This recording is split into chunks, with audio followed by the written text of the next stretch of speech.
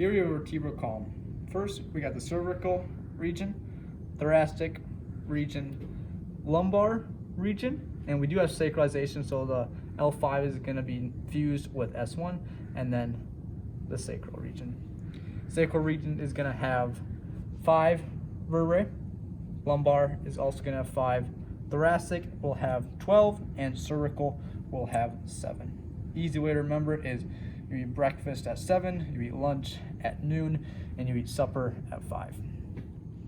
Here we have some cervical vertebrae, more specifically C1, 2, and 3. So C1 is going to be atlas, and that is going to be which articulates with the occipital condyles on the skull. Here on C1, we can see how there's a difference between the superior side with the superior articulate facets, which articulate with the occipital condyles, and the inferior side, the inferior articulate facets, which articulate with the axis. You can see how the inferior articulate facets are more flat than the superior articulate facets. If we look at C2, we can see this is going to be the axis. This has the odontoid process, which is going to allow you to rotate your head left and right. And then C3 is just going to be a generic cervical vertebrae. So if we look at the generic cervical vertebrae, we can see the transverse foramen, which is going to be unique to the cervical vertebrae. We're going to have the vertebral body with vertebral arch, have our lamina,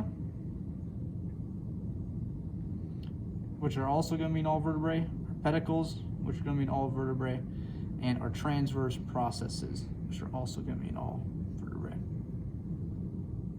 Here we're going to be looking at thoracic vertebrae and how a rib articulates with it specifically. So just to orient ourselves, we're going to have our vertebral bodies, our spinous processes, our transverse processes. And on the transverse processes, we're going to have our transverse costal facets. Then if we look more towards the vertebral body, we can see we're going to have this costal facet, which is composed of 2 demifacets. And those 2 demifacets, if we split them, it's going to be easier to see. We're going to have the superior costal facet and the inferior costal facet. Now, if they're together, it looks like it seems backward. Why would the inferior be above the superior? Well, it's going to be in relation to the actual vertebrae itself. Now, if we attach the rib, we can see the head of the rib is going to articulate with the costal facet, and then the rib tubercle is going to articulate with the transverse costal facet. So if we attach it, the head's going to go on the costal facet, and then the tubercle is going to be on that transverse costal facet. Here we're seeing a superior side of a rib. So first off is we're going to have the head of the rib. We're going to have the rib tubercle. We're going to have the neck. We're going to have the body, which is going to be just kind of the everything except the head. And then we're going to have the costal groove, which is right where my pipe cleaner is. So here we have a real baby skull. So not a model, this is a true baby skull. This is worth a lot of money. So if you get to see it, be careful with it. And we're gonna go over the fontanelles. So first we have the anterior fontanelle, and then we have our posterior fontanelle. Then we have our mastoid fontanelle, which is near that mastoid process, and then our sphenoid fontanelle. Here we got a baby mandible and a hyoid bone. They look pretty similar, but as we can see, as this is going to be the hyoid bone has fang-like things. Now these are going to be called the lesser horns, and these large ones are the greater horns. And that's different from a baby mandible because we can say babies don't have fangs. When we look at the sutures here on these skulls, first we can see on this guy, we're going to have the coronal suture, as this is the frontal bone. And then this one, which separates the 2 parietal bones, we're going to have our sagittal suture because it runs sagittally. If we move over here, we can see on the sides of our skulls, we have the squamous suture. which separates the temporal bone from the parietal bone. And on the back side, we have the lambdoid suture, which separates the occipital bone from the parietal bones. And then what's unique to some people, not every individual, is going to be the metatopic suture, which is going to run through the frontal bone. So now we're going to go over the frontal bone. So first we're going to have the frontal sinuses, which will be just deep here. And then if you look over here on this model, you can actually see those frontal sinuses. Here, it's the osseous portion, and here we have it with epithelium. And this nose kind of would close like a book, so those are our two frontal sinuses. Then if we come back, we have our supraorbital foramen or notch, and it's either a foramen or notch based on if the bottom is closed or not. So you can see on this skull, we have a supraorbital foramen here, and then we have a supraorbital notch here. And then we have the squamous part of the frontal bone, which is just up here, which is that flat part. And then the roof of our orbit, which is just that roof of the inside of the eye with the osseous part. Here we're going to look at the occipital bone. So you can see it's going to be this portion right here where the pointer is at. See the external occipital protuberance, and then on the inside we're going to have the internal occipital protuberance. Also, we're going to have the squamous part, which is just going to be the flat portion of the bone. If we move inside, we're going to have our foramen magnum, which is going to be this hole. Now we flip it up to the inferior side, we can see our occipital condyles, which articulates with the atlas, and then our hypoglossal foramen right here, where the pipe cleaner is running through. Okay, so now we're going to take a look at the temporal bone. So first, we're going to look at the external acoustic meatus. And then we have the other one on this side. And then we're going to have our zygomatic process of the temporal bone. So this is the zygomatic process of the temporal bone. And then we have our mandibular fossa, which is this shallow depression where the mandible will fit. And then we have, from this inferior view, flip it around, we have our styloid process. On some skulls they're broken off, but here we have a couple nice ones. And then we have our mastoid processes, which are much more rounded. And then in between our styloid process and mastoid process, we have our stylomastoid foramen. Then we have our carotid canal, which will kind of go from an angle, and we can see it from this inferior view.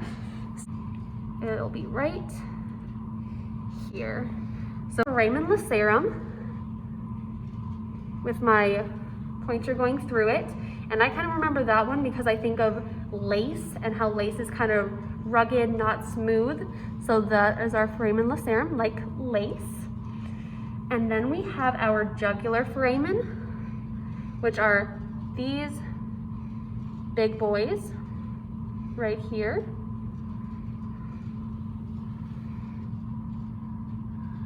Much larger than our hypoglossal. And then we have our internal acoustic meatus, which is within that petrous part of the temporal bone. So we have our petrous part, and I used to think of it like pet rock. So like it's like a little pet rock. It kind of looks like clay that's been molded. So this is our petrous part, or our pet rock part. And within that petrous part, we have our internal acoustic meatus on this side, and then on this side. Here we're going to have the sphenoid bone. First, we're going to have our sella turcica, which is going to look like a saddle. Deep to the sella turcica, we're going to have our sphenoid sinus. If we look over in the nose model, we can see the sella turcica is going to be right here, looks like a saddle, and the sphenoid sinus is going to be this cavity in here. If we look on this skull, we can see the pterygoid process look like butterfly wings. And then if we start looking at the foramen, you can see those in here. Easy way to remember a couple of them is ROS for foramen rotundum. It's gonna be right there. Foramen ovale, so it looks like an oval. And then foramen spinosum, the little guy. We're also gonna have the optic foramen right here.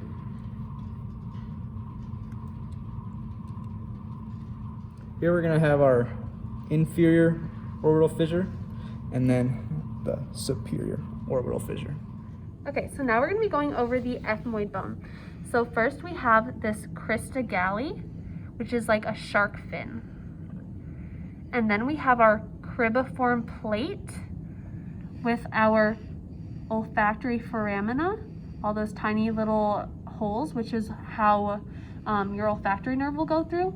And I like to think of cribiform plate like a cribbage board with all of its little holes. Additionally, we have our perpendicular plate of the ethmoid bone, which you can't really see here, but it would be right here, but it's broken off. And we'll show that on the nasal plate model in a moment.